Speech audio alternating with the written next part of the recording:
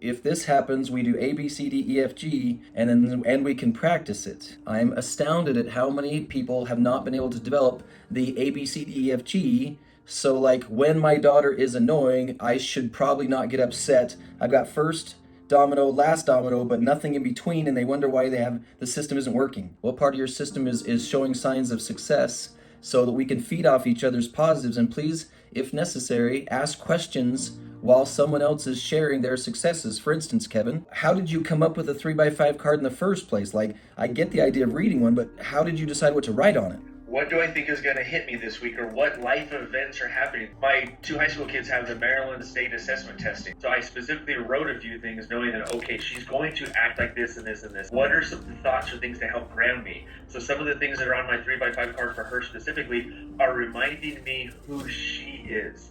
She's a daughter of God entrusted to me that I need to look at caringly and lovingly. Well, that her struggles are hers. They're not annoyances to me. I need to have empathy.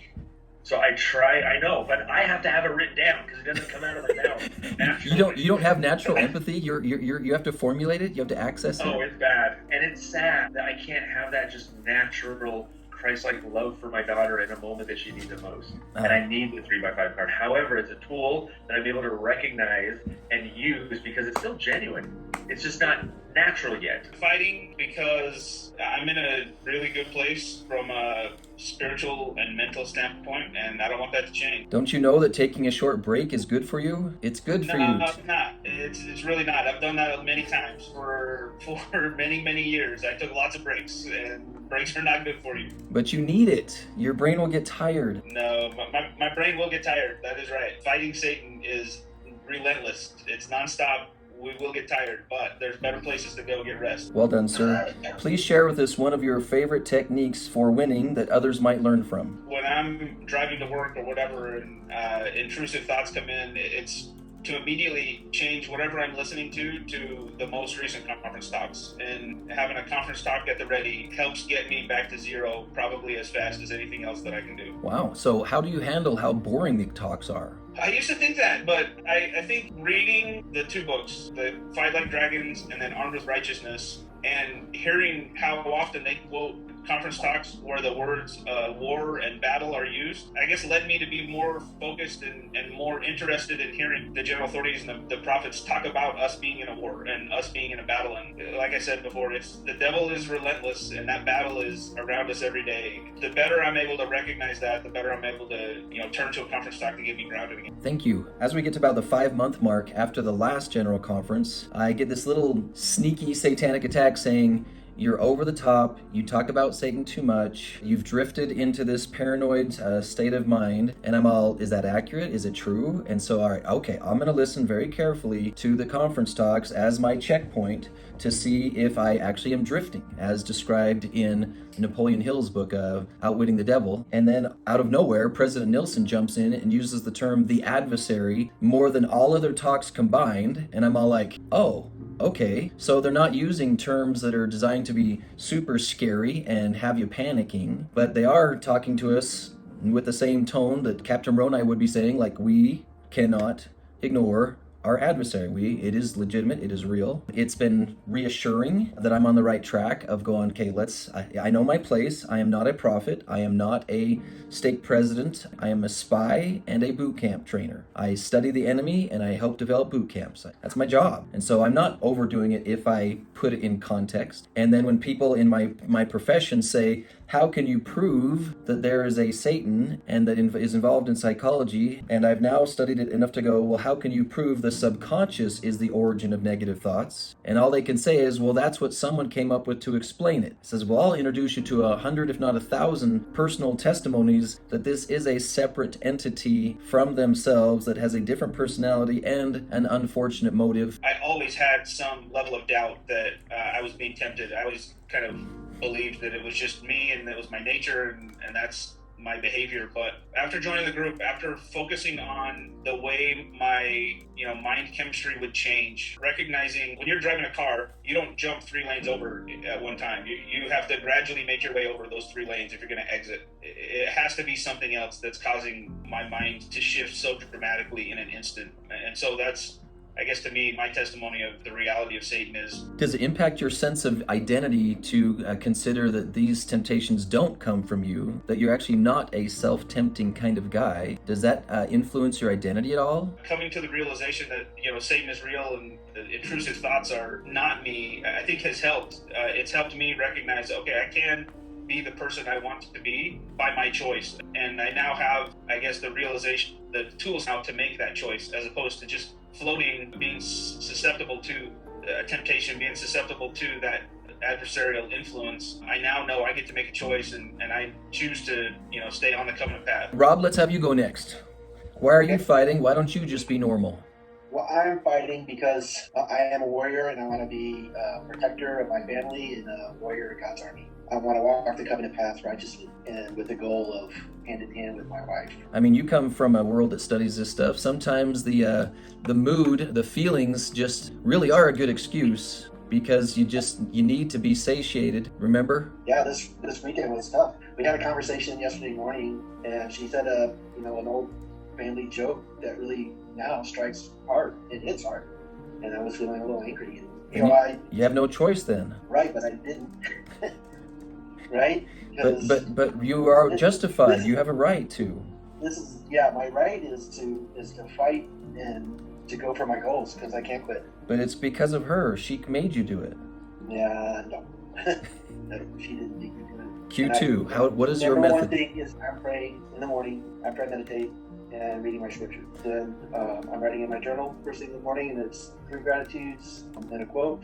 Then I do a scripture of the day, verse of the day, daily devotional. Did you say your claim to meditate on a daily basis? There's a contradiction here. You show signs of some features of attention deficit disorder, and everybody knows that people with that feature cannot meditate. Their brains cannot stay focused for more than 10 seconds. So how do you successfully meditate with a brain that's all over the place? Some of us would like to learn what that means and how it's done. So would you take just a second and try to think of how do you do that? It's transcendental meditation. I was taught by a teacher through the program that I went to called Warrior Path for veterans and first responders that helps with mental well-being, overcoming symptoms of PTSD, changing it to post-traumatic growth. So here's what you do.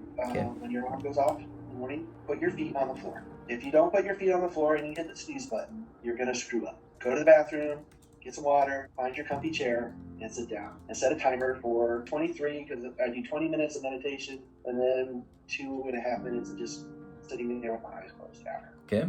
I have a mantra that is given to you by the teacher, and you just think inward, transcending the chaos. Whatever thoughts come on my head, which are a bazillion all the time. If I'm getting close to a course that we're going to teach, I'm rehearsing my classes stuff. I don't do it on purpose, it just comes. Is that part of the meditation, or is that something some people who train in meditation say it happens? You want to get it out of your head? What's the preferred? Don't try to force it out of your head in contact, because you get things. Just recognize that they're there, and hopefully they'll just go away as you recognize them. Thank you. Back in 2013, 11 and 13, I had 2 extremely traumatic events happen at the firehouse with me.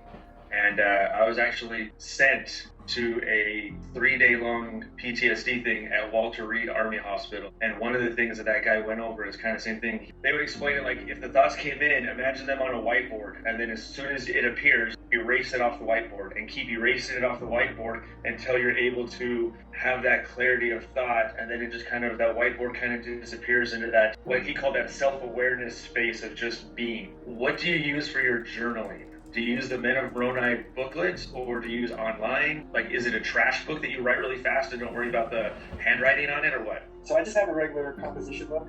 It's sloppy, but I write everything in there. Well done. Any other questions? Excellent system. You put a lot of intentional thinking behind it. Good work, Rob. Anyone else? Why are you fighting? Why don't you just be normal? First time in this whole program, I actually wrote that I fight because I want to. What? Weird. I know it is weird, because I probably have wanted to, but I was never willing to say that. It's always I fight because I have to. Yep. First time I wrote I fight because I want to fight. Is that weird? To me, in a way, yeah. What's happening is I'm going through a change of heart. I feel different about things. Notwithstanding all of your efforts to be a little bit sour and sometimes grumpy and sometimes irritable, that everybody in this room still admires you and looks to you as a hero. Does that still confuse you why everyone here looks up to you and admires you? How do you feel about that? I don't think they do. Oh. And it's okay. It's okay. Gentlemen, join me. Okay. Anyway. Oh, there. Oh, we got. Kyle. Okay, come on, let it sink in. Let it sink in. I know I'm gonna be annoying. Well, this is different because we actually know you and we know all your flaws and weaknesses, and for them, you're just amazing all the time. And so we get to see you inside and out, and we still admire you. And anyone else other than me looking forward to reading Kyle's first blog articles and his first book? Kyle, look at the screen. Come on, look at all these people that we want to read. One of my strongest promptings was to gather all the men after the fireside we did and to initiate a passion project teaming up system where all of us who've been living in a state of psychological isolation have also kept from teaming up to connect ourselves with other warriors to complement each other in our skills and talents and weapons. And so when I look at my own history, one of the greatest features of my success is teaming up with other warriors. Men of Moroni never would have been built if it hadn't been for another warrior who just put a lot of time. The Like Dragons book would have never been finished if I hadn't teamed up with at least one other warrior. Starting tonight, on Monday nights at 8 p.m., I will be sending out an invitation, but what we're gonna be doing in this Passion Project training and gathering system is each one of the guys is gonna bring the seed of their passion projects and their gifts and talents to this meeting, and we're going to be pairing up into 2-person teams, 3-person teams, 4-person teams to use our diversified strengths to maximize the value of our passion projects. So for instance, if we knew someone who was in the music production skills and someone else in the marketing outreach, so we take someone with Kyle's talent to write music and to write songs and lyrics, combine it with someone who can turn it into a professional recording, combine that into someone who knows how to get the information out to the world. Because I've met people who have good tech skills, but they can't write music. They don't know how to make it anything beautiful. They just know how to make it sound beautiful. You come, you share, you team up, and we're going to be training you how to use teammates to fulfill passion projects. So this scariness of Satan being scared of us and we being a threat to him, we can really maximize that without doing it in a state of isolation. I don't know if you guys know how much of what I do, I don't do. I don't edit videos. I don't edit podcasts. I don't post the blogs. I don't do any of that stuff because I've got teammates that are better at it than I am. Now is the phase when you start getting out of your passion of lost battles and into your passion projects of serving the world. That's when you got to team up. The opposite of isolation is to have warrior partners. It's one of the main principles of why the Romans and the Spartans won their wars, is because they knew how to work like a team. If you're transitioning out of your lost battle world and you need the invigoration and the male bonding that comes from doing amazing things, please start reaching out, and I'm going to create an environment where we can reach out and team up and enjoy that male bonding experience of doing amazing things together. Scott, good morning. Good morning. Why are you fighting? Why don't you just be normal? I tell you what, this is really exhausting. Which part, the winning or the losing? The winning is exhausting. It is really tiring. I've been surprised but the reason I fight is because I love who I'm becoming. My wife knows who I am, and she's looking forward to me becoming that person. I really am looking forward to becoming who I was foreordained to become in this life. What is one of the things you're doing that's being a reliable weapon? Manpower in general, of course, has been great. Making sure that I'm reading my scriptures. When I find that if I don't read my scriptures until later on in the day, there's more temptation. I mean, we all know this. This is not a surprise to anybody, but he tries at any given time to just kind of stick you. You're like, what the heck? Where did that come from? I've been practicing this gnat or mosquito type effect. Okay. When he hits me, it's like, come on, get out of here. And I was like, wow, that actually worked. It surprised me how simple that was. And then I told my wife about it. She's like, seriously? I'm like, I can't explain it. I just know that it works. So I'm going to use it. And so if you see me swatting at nothing, you know where I'm at. In our culture, when we have been speaking amongst others and other men, the idea of openly acknowledging a satanic intrusive thought seems a little old school or like not a modernist way of thinking, and so some have even been reluctant to even name it as a satanic attack. I've watched you evolve into feeling more confident. Like, just the way you described it is like it's black and white for you now. It's not a maybe. One of my first questions, especially if I'm a new guy, is how can you tell the difference? Are you sure that's not just you? Well, I think we've been schooled pretty well by Elder Bednar that if it's good, it's of God, and if it's not, it's of the devil.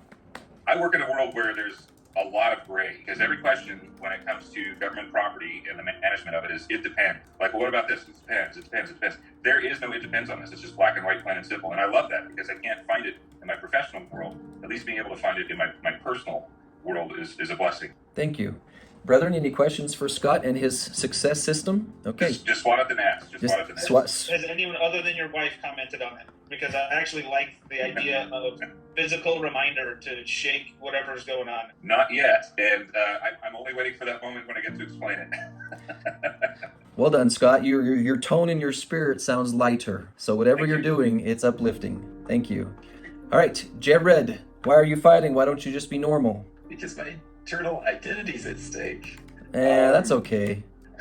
No, it's... There's time. There's time, Jared. There's time. I know what team I want to be on. I know what side of the trenches are, and the adversary's greatest tools, to convince us that he doesn't exist. Oh.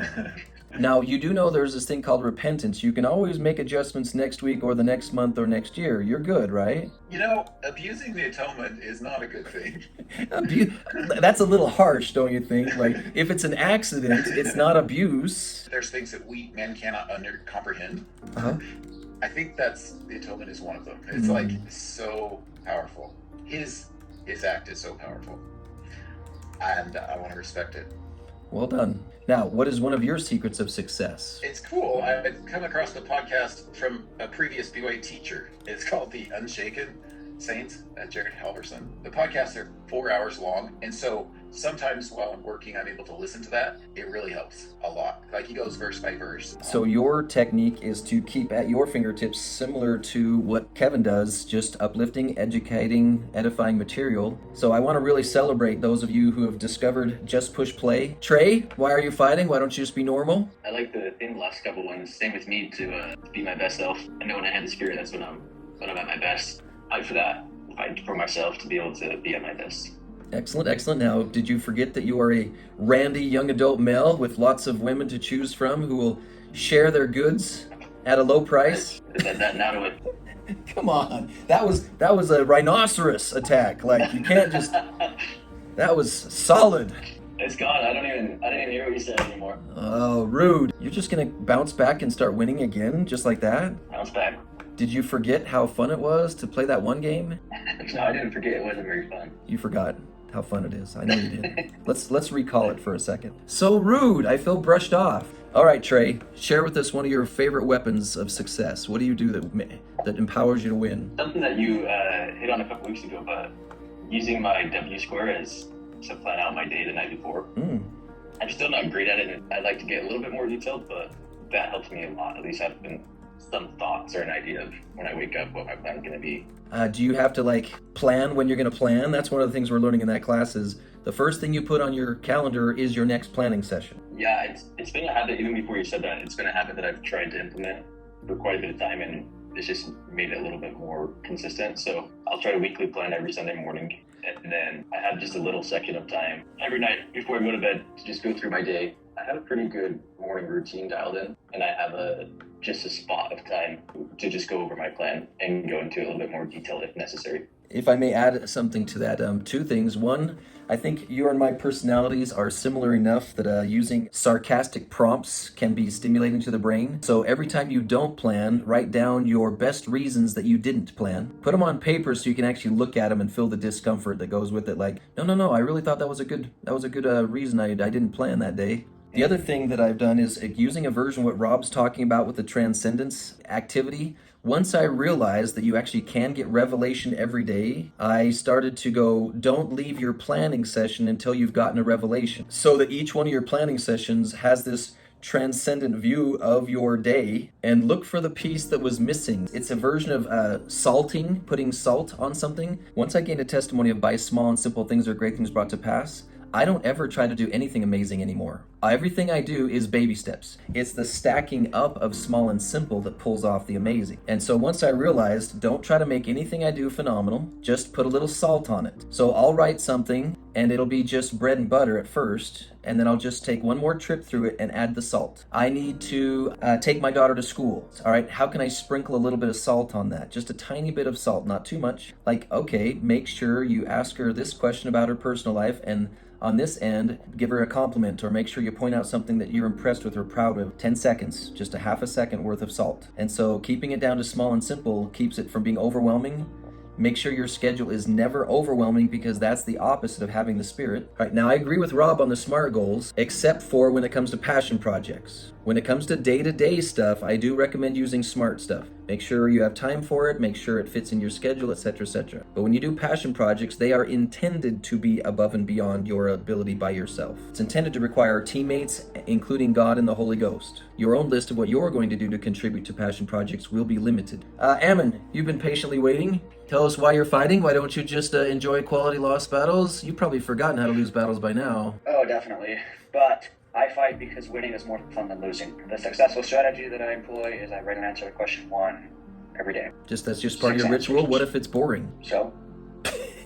But don't you know that how you feel needs to be considered? But it's how I feel after doing it that matters. Oh, you should write something on that, because some people get mixed up with that one. Jeffrey, why are you fighting, sir? Why don't you just be normal? Normal sucks. Normal's boring. Normal loses. Normal's not extraordinary. It's not the top. It's not the best. Is that the reason you use in battles? Well, I want to be like my Heavenly Father, and He's number one, so I have to be number one. Well done. So last time we talked to you, you had enough manpower days, but you were 1 week short on your winning battles. Did you go ahead and start over? We got it completed where I'm at 92 and 57. Someone's got to start losing battles so I don't lose my paycheck. Any volunteers? New guy Michael, he's involved. What did you say? There's plenty of new people out there? New guy Michael, why are you fighting? Why don't you just be normal? Because it sucks when you lose. I hate the feeling. Now that we have your reason for fighting, do you have any methods of success that you are pleased with? I do love exercise. I do love going to the gym. I do love healthy eating. But that's more of a physical thing. On the spiritual side of things, I really, really enjoyed everyone's comments today. It's a great group of guys. I'm really excited to be part of it.